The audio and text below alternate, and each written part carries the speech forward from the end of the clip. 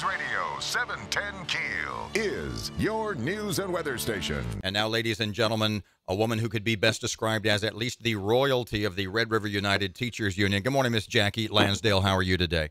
I am much too humble for that title. Yes, ma'am. She's El Presidente. How's that? El Presidente of the Red River United Teachers Union, Miss Jackie Lansdale is here. Okay. Good morning to you. Jackie, I am getting calls and emails now, and I'm sure you're familiar with it. I haven't even pre-warned you about why I was calling, about the transformation zone schools and the teachers who are unhappy and leaving in droves. Is that accurate? Inaccurate? It's both. It's both. We're always every year you're going to have a churn. That's teachers that are moving from school to school, that are leaving the district, going to other districts, and leaving the profession. Now, in the transformation zone, what is pretty interesting about that, there are some pockets of it where there was no turnover whatsoever, which really speaks to the administration at that school. One of those that comes to my mind is Midway. I think they literally lost one teacher out of the whole transition period. And that was a person that, because of certification issues, had to move out. So it's both. And then you have others, and it's just like any other school in the school system. If you have strong administration, you're going to keep your staff. And I do think that's one aspect that we have to look at whenever that should be a factor. Miss Jackie, pardon me. It's very costly. Pardon me just a second. What were they called? Transformation zones? Is that the term you used? A lot of folks, me included, don't know exactly what those are. Would you define those? Would you explain those to us? Yeah, those are the schools. There were 10. It's been expanded this year. Those were schools that were on the bubble for failure and that would be having to enter the recovery school district. That it could have been a number of things could have happened to them. The district entered into an agreement with the recovery school district, and they part of that agreement was they hired someone to oversee those schools, and that would be Billy Snow. And then they also entered into an agreement with the University of Virginia and to implement certain programs. And so there's a distinct section of our school district. Pardon me. So what's the beef? Explain to me where the. I'll tell you what I'm hearing. So I'm hearing there actually may be a lawsuit filed by some of the teachers who are claiming that if they're working in the transformation zone schools, they are now required more hours, more days, more time than a regular teacher at another school. Is that wrong? What are you hearing? You hear a lot more of the rumbling than I do. Well, I did hear that they were, and in fact, I've already addressed it with the superintendent, that they were required to come back a week early. And I went to the superintendent and said, do you anticipate, paying these people? And he said, well, what do you think? I said, well, you have to. You can't require work without paying. And he immediately took the notes and we discussed it. So, he's been out of town. I haven't had a chance to talk to him, but he knows that they have to be paid. And yes, if you do not pay, you can anticipate that there would be action, and if it needs to be legal, that step will be taken as well. I'm sorry, you started to say we'll take action. Is that what you meant to say? We'll take action, meaning the union? Again, the union is the members within it. I can't say law fix this. It takes a person that comes forward that becomes a party to that. If I'm asked to do it, certainly, without hesitation, I will do so.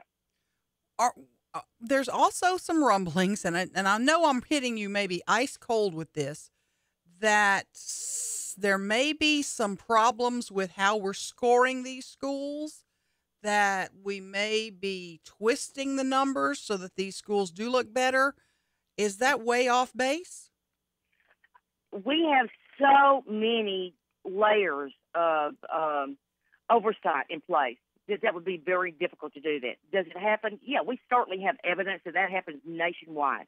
When you put everything on the test, and which means the school's ability to move forward, a teacher's ability to keep a job. When you heighten the stakes that high, you're going to see people that are going to cross the line. Do I have evidence of that? I absolutely do not have evidence that has happened in the transformation zone.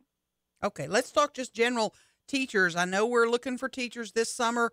Now's the time for hiring. What are some of the spots that are really in need here in Caddo right now?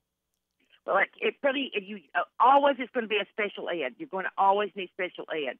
then you're going to look for the math and science. But that's not unique to Caddo. What I will tell you, and you started out talking about it, and I wish we could have gone a little bit further into it. There was actually an article, I believe it was USA Today, of 1,000 teachers that left the district in North Carolina. And they tried to link it in the article to money. It wasn't money. When you went into the comments, it was about teachers that did not feel like they had administrative support, from the managers at their school. That's what we have to work on. We cannot be petty tyrants at our school. That's what we have to work on. And part of that is the district has to communicate to these principals that they're supported too. So, it all works together. That's the biggest thing that I see why teachers leave. It is typically, you'd be surprised. You would think it's money, it's this one, it's that. It is the lack of administrative support. So that's the thing that I think is the greatest challenge before us right now. You used an interesting term, to me at least. You used the term petty tyrant. Any you'd care to name? No, absolutely not. Good try, Robert. Nice try. But it's not just one person. You're talking about this is district wide? It's not district-wide, but there are certainly areas that, again, when we talk about churning, moving from school to school, leaving that, when you've got pockets of high turnover, that needs a lot of examination. It's costly. That's costly to the children because you don't have a seasoned veterans in your classroom. It's costly to the district because you've got to replace that person. It's costly to us as a taxpayer because it's very expensive to replace people. So that's clearly an area that we need to look at and make some hard decisions about whether we have the right people in place. But before you do that, you have to ask yourself, have I given that person all the supports they need to be an effective administrator? Miss Jackie, I don't mean to keep harping on this, but you used the term, and I'll ask you again, would you care to at least give us an inclination, in your opinion, how high the petty tyranny goes?